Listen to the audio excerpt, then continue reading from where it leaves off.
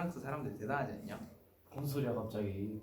아니 세계에서 읽고 있었는데 그렇게 사람들을 무차별적으로 억압하고 죽이고 했던 시대에 사람들이 목숨 걸고 혁명을 일으켰잖아. 무장한 군대에 거의 맨몸으로 덤빈 거지. 프랑스 시민혁명? 진짜 나라면 그렇게 못했을 건데 대단해. 우리나라도 있잖아.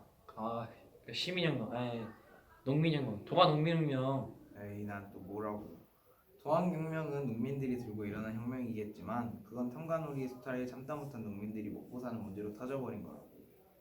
그리고 결국 청나라와 일본이 우리나라에 침투하는 계기만 줬을 뿐이야. 안 되겠네. 동학농민운동은 양반사회에 대항하여 봉건제도와 그 각종 폐단을 없애버리려고 한 우리나라의 최대 혁명이라고. 더군다나 그 시작이 우리 고창이었더만. 그것도 몰라? 참, 그건 네 생각 아니야? 고부군 조병갑이 하도 스타라고 뺏어가니까 사람들이 너무 배고파서 들고 일어난 거 아니야. 그리고 결국 나중에 그거는 다른 나라 우리나라에 침투할 수 있는 계기밖에 안 됐다니까?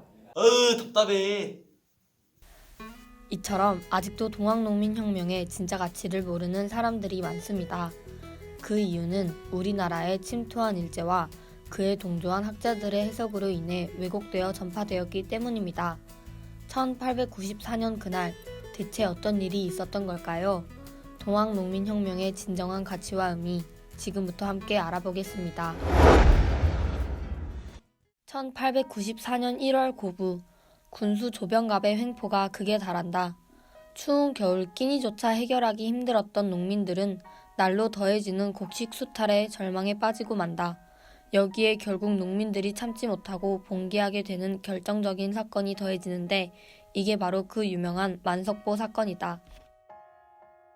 새 보를 높이 막는 바람에 홍수가 져 냇물이 범람해 상류 농민들은 오히려 홍수 피해를 입었는데 가을에 보세를 징수하니 농민들의 원성이 날로 비등했다. 이해 가을 인근에 쌓아놓은 보세가 700여 석에 이르렀다. 이미 보가 있는데도 바로 뒤쪽에 새로 만석보를 짓게 하고 물을 쓸 때마다 두 개의 보에서 각각 세금을 걷어 이중과세를 한 것이다. 이에 전봉준 장군을 비롯한 농민들이 붕괴하여 고부에서 봉기, 마침내 군수 조병갑을 추출하고야 만다.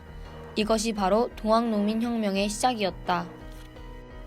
조병갑을 추출하고 빼앗긴 곡식을 돌려받은 농민들은 스스로 무기를 버리고 해산했다.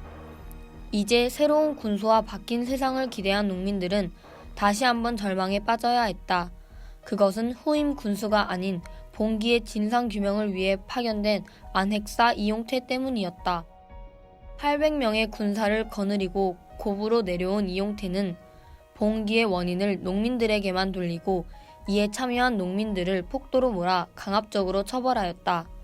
당시 이 상황을 지켜본 관리의 기록으로 이용태의 만행을 짐작할 수 있다.